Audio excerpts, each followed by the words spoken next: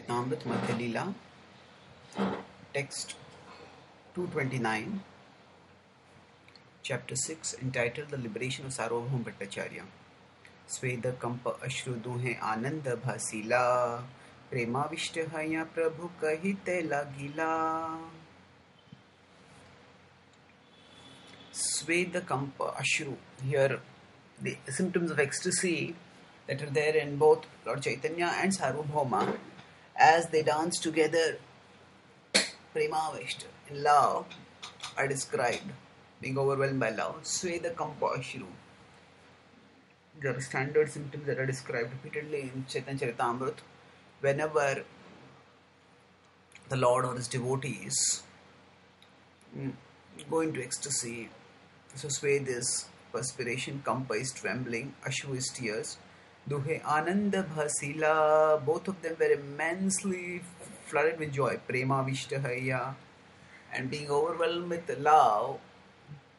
Prabhu Kahite Lagila, Lord Chaitanya said, Aji mui anaya se jininu tribhuvan, Aji mui karinu vaikuntha rohan. Today, I have conquered over all the three worlds.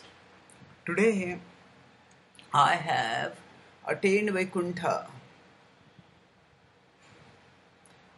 Next, we discuss this together. 231st. Aji mora purna haila sarva abhilash, sarva bhaumera haila mahaprasade vishwas.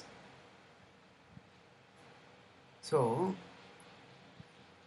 now this might seem excessively superlative. What is there about somebody eating food without brushing their teeth? Most people would be appalled to see, especially if it's an elderly man doing such a thing. And even smarta Brahmins would be dismayed.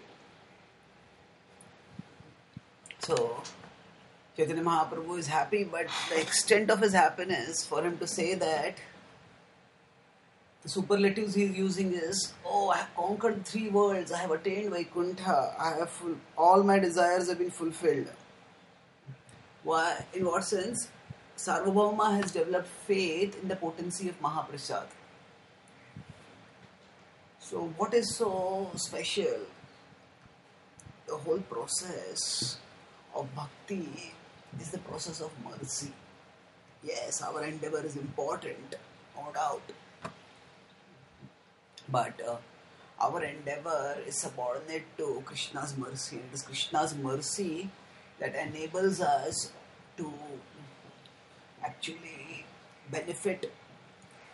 It is Krishna's mercy that defines us. Just like someone may hold on to a rope drop down to that person when fallen in a well.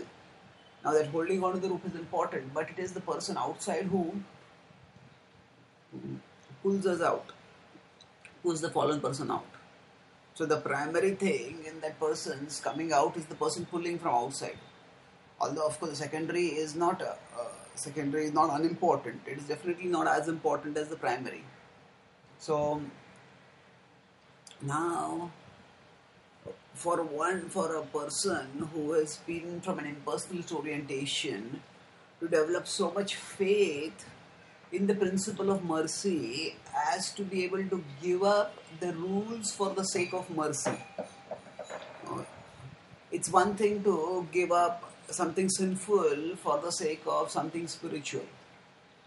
But it is quite another thing to give up something pious for the sake of something spiritual, especially for something centered in mercy. That's why Sarvadharman Parityaja Mam Ekam Sharanam Vraja is such a radical call,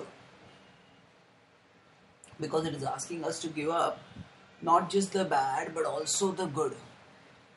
And it is saying that dharma, O Arjuna, give up your dharma, because if that dharma comes in the way of surrender to me, don't hold on to that dharma. The most important thing is to surrender to me. Now to do Mamekam Sharanam Raja requires tremendous faith. And for Sarvabhauma, who has been a great scholar, for him to give up the process of serious intellectual discrimination, which is the foundation of spiritual growth according to Vedanta, according to impersonalists. And in fact, Sarvabhauma had himself recommended that for Lord Chaitanya, and that's why Sarvabhauma had said that I will teach you Vedanta. If you study Vedanta, and I will teach you.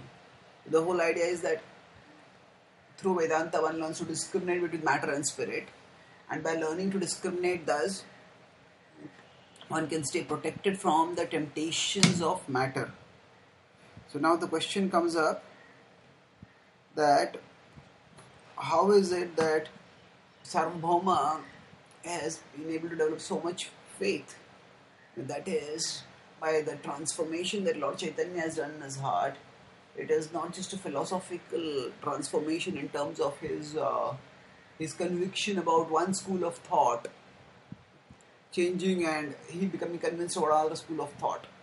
It is about he learning to devote himself to the Lord utterly with no reservations at all.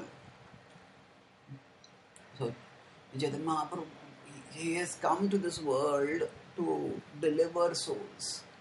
And just like, say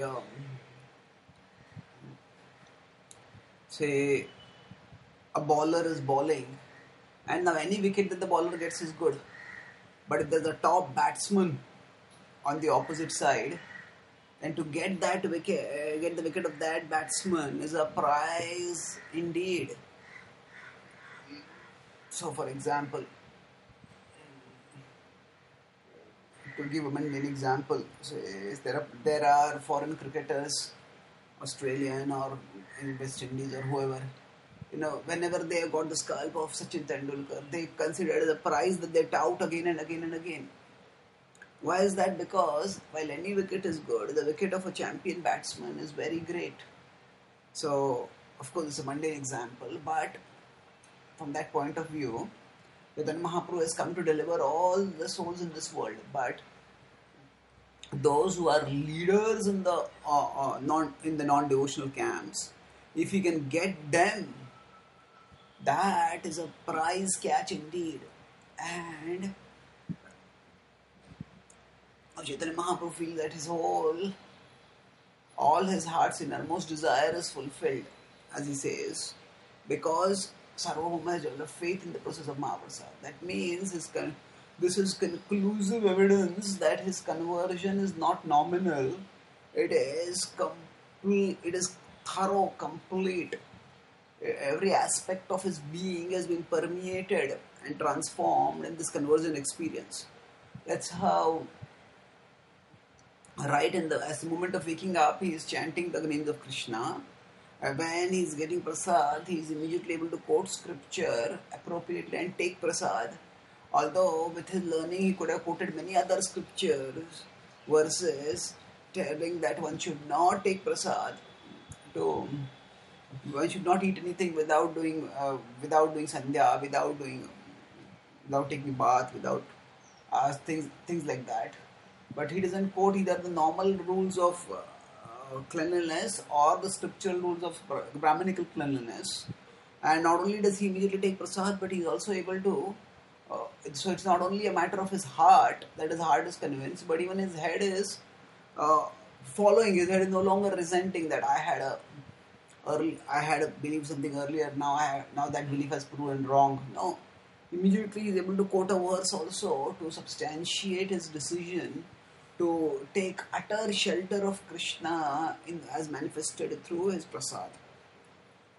And no wonder Chaitanya Mahaprabhu feels that Sarvabhauma has been so dramatically transformed that it's worth ultimate celebration. Chaitanya Mahaprabhu says that he gives an example of material conquest and of spiritual conquest, and then he says both. Actually, this is all round conquest, all desires, material and spiritual. That's the third. So first he says, what is material conquest? If a person conquers over the whole world, that's a great achievement. But if somebody conquers all the three worlds, hardly any king has ever done that. How so? There are demons who want to go around on a conquering and destroying rampage. They try to conquer the three worlds. That is a very rare accomplishment in the history of the universe. But he says, today I feel as if I have conquered all the three worlds. That is the material conception of conquest. Now, from the spiritual point of view, the greatest achievement is to become liberated and to attain the abode of the Lord. So he says, today I feel as if I have attained Vaikuntha, because that is the magnitude of joy is feeling, and this amount of, ultimately when the Lord has come, he has come not to win territory, he has come to win hearts. And when he sees this unambiguous evidence of how thoroughly the heart has been conquered, that will be very difficult for, that is something which is very, very difficult to achieve. And the fact that he has achieved it, he says that now all my heart's desires are fulfilled. Such is the ecstasy of Lord Chaitanya, and he reveals through his innermost aspiration, that is to actually, for him the definition of success, definition of victory is the victory of the heart, the conquest of the heart with complete faith in Krishna's mercy. Thank you.